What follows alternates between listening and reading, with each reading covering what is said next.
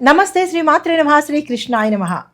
భక్తి భాస్కర ఛానల్ భక్తి ప్రేక్షకులకు స్వాగతం సుస్వాగతం. 2026 జనవరి నాటి మాస ఫలితాలలో భాగంగా ఈ మాసంలో గ్రహస్థితులు ఎలా ఉన్నాయి, ఆ గ్రహాలు ఇచ్చే ప్రభావాలు ఏమిటి, ఈ ద్వాదశ రాశుల వారి మీద ఆ ప్రభావాలు ఏ ఏ అంశాల మీద పడతాయి, ఎలాంటి సూచనలు పాటించాలి, ఎలాంటి మంత్రాలు చదవాలి, ఎలాంటి పరిహారాలు చేసుకోవాలి అనే అంశాన్ని సవివరంగా తెలియజేసుకుంటాను.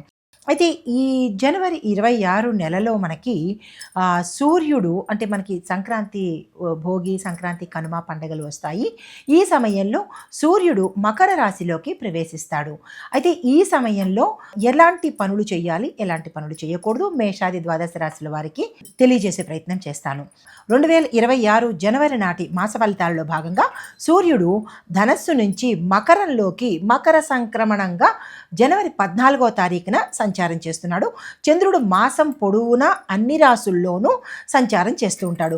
అయితే కుజుడు మిథునంలోను, బుధుడు ధనస్సు నుంచి మకరంలోకి సంచారం చేస్తూ, గురుడు మిథునంలోను, శుక్రుడు వృశ్చికం నుంచి ధనస్సులోను, శని భగవానుడు మీనంలోను, రాహువు కుంభంలోను, కేతువు సింహంలోను సంచారం చేస్తున్నారు. ఈ సంచార ఫలితాలు దేని మీద ఎక్కువ ప్రభావం ఉందంటే కనుక ధర్మము, కర్మ, బాధ్యత, భవిష్యత్ ప్రణాళికల మీద ఎక్కువగా ప్రభావాన్ని చూపిస్తోంది ఈ మాసమంతా అన్ని రాశుల వాళ్ళకి. తదుపరి రాశి తులారాశి. ఈ రాశి వారి యొక్క ఫలితాలు ఇల్లు, వాహనము, వస్తువు, స్థిరచరాస్తులు కలిసి వచ్చేటట్టుగాను కొనుక్కునే యోగము అంటే కొనుగోలు యోగము అనేది గోచరిస్తోంది.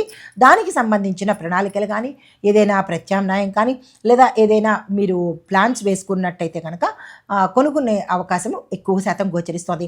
ఉద్యోగస్తులకు చూసుకున్నట్టయితే కనుక ట్రాన్స్ఫర్స్ అయ్యే అవకాశాలు కనపడుతోంది. దానికి సంబంధించిన ప్రణాళికలు వేసుకోవచ్చు.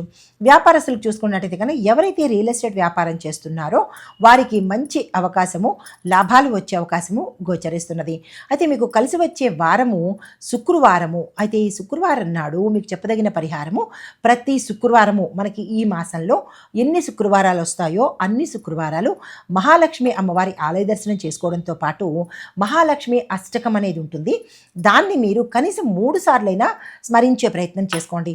మాకు అంత టైం ఉండదు, అవకాశం కుదరదు అని అనుకున్న వాళ్లకు ఓం శ్రీం అంతే, ఈ చిన్ని మంత్రము కనుక మీరు 108 సార్లు చదువుకున్నట్టయితే విశేషమైన ఫలితాలు పొందేందుకు అవకాశం ఉంది. అయితే మీకు అదృష్ట తేదీలు 6, 12, 20, 27. కలిసి వచ్చే రంగులు నీలిరంగు, తెలుపు రంగు.